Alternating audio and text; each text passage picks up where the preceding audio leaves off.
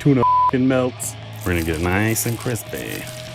I'm 5 years old again. This is so good. Oh, that smells good already. I'm gonna steal one more piece of cheese and do a lot of cheese because that's what makes it good. Tuna in a pot. I'm Chris Teigland and we are making tuna melts. It's a little trashy, but it's super delicious.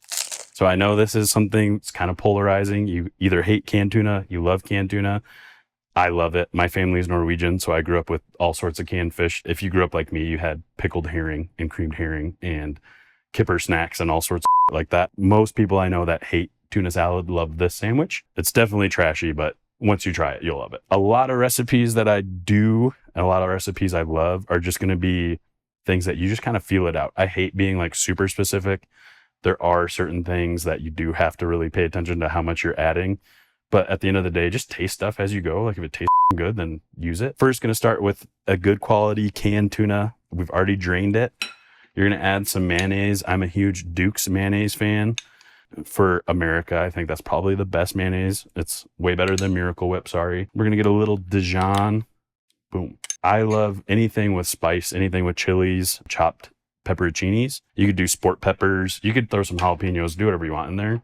And then chop dill pickles. And the pickles kind of make it, so don't skimp on the pickles. Start mixing this, and then we have some other stuff to add to it. And if we have to adjust, we'll adjust. This would be a really great edit for WAP by Cardi B. Tuna in a pot. Another clutch thing to cooking is just add fresh herbs. This makes a huge difference in a lot of dishes, but we're just gonna throw a little dill in there. One, dill is awesome, but when you have people over, you made them something and you put fresh herbs in it, they're gonna be like, whoa. And then to finish it off, we're going to do a little bit of lemon zest and a little bit of lemon juice. Watch for seeds. The sound is killing me right now. A silent room with just this. I guess now we have to make sure it tastes okay. Okay, that's super good. Definitely needs a little salt. Maybe a little more mayonnaise and Dijon. Thankfully, we have more mayonnaise and Dijon. Boom. You don't want it to be so wet that it's like falling out of everything. But you also need enough mayonnaise to hold it all together. And you don't want it to be dry. Dry tuna can be a little sad. That's perfect. That's perfect. So we're going to move on from here. The next part is building the sandwich. This tuna, you could get some Ritz crackers because Ritz crackers are awesome and just eat it that way. But for a tuna melt, you want to get like a decent bread. This is a really good sourdough. We're going to butter one side. The more room temp the butter, the easier. Be generous. Butter makes everything taste better. More butter, more better. Now this is one way to do it.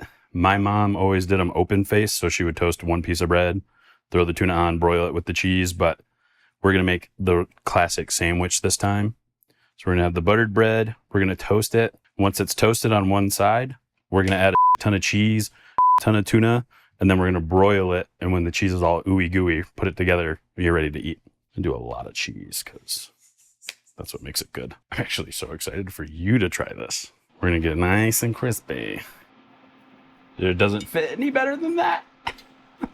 There's something, I guess, that everybody loves, the like crunch sound, like biting through bread. We're only going to toast one side. Oh, that smells good already. Oh, dang, this thing gets going fast. When I worked at Black Belly, we always did bread like this for beef tartare, this, that, and the other, but we rendered all, because we bought whole cows, would render all the beef tallow. We'd put a bunch of garlic and rosemary in there, and that's what we would brush on all the bread. So like even people getting like vegetables with a side of bread, I'm like, it's beefy bread. But it's really, really good. So close. It's getting there. So we just toasted one side of our bread. Now we're going to start building the sandwich to broil. We're going to do Colby Jack cheese. The cheese is important. So it doesn't have to be Colby Jack, but just a good melting cheese. This is just what my mom always got growing up. I love it. Toast on the outside. This is like debates with everybody on grilled cheeses.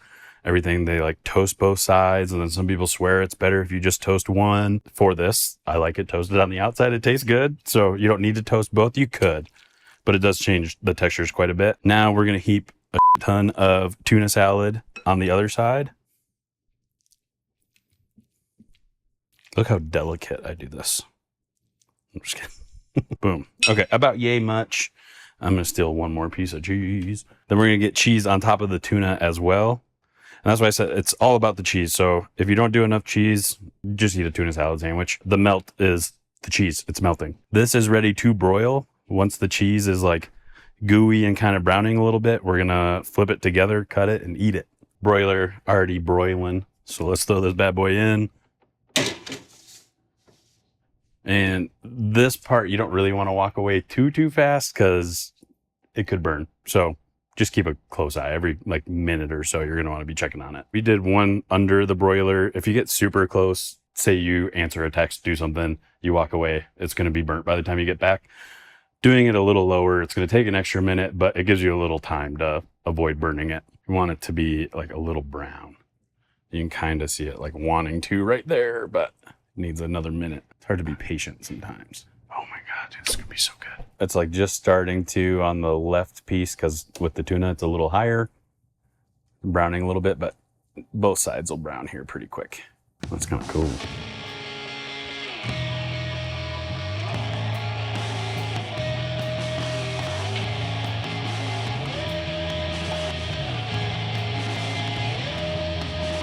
All right, we're like 10 seconds away from perfection. Okay, I've been patient enough. That's beautiful. Now you can see the cheese. It's kind of starting to brown a little bit. It's super melted. You could technically just serve it open faced like this. Like I said, that's what my mom always did. It's really easy to finish right now if you want it as a sandwich. You're gonna have a little bit of cheese stick. That's to be expected. We're gonna flip this on top.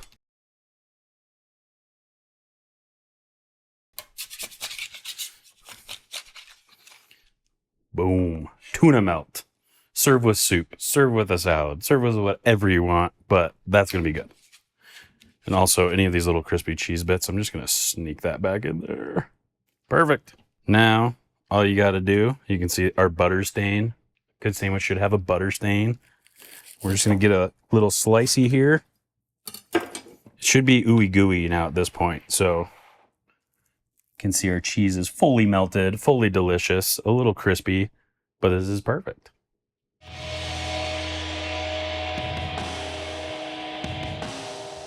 All right, this is the Chicago lean. A lot of sandwiches. If you don't want to make a huge mess, you just stand up and you post over your plate.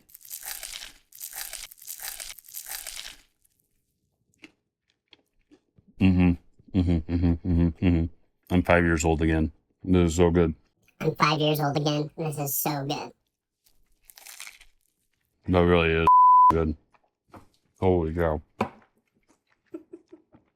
I almost made breakfast this morning. I'm so glad I didn't. It made me so happy.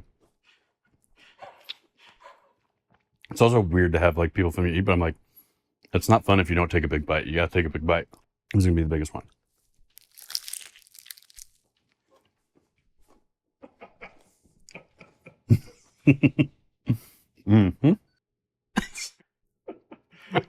All right. Is that the thumbnail? Way too normal. Do the whole thing. Just say tuna melts or You something. got it. Tuna melts. That was pretty good. You could say something else at the same thing. Melt and tuna. Let's do it again. Tuna melts.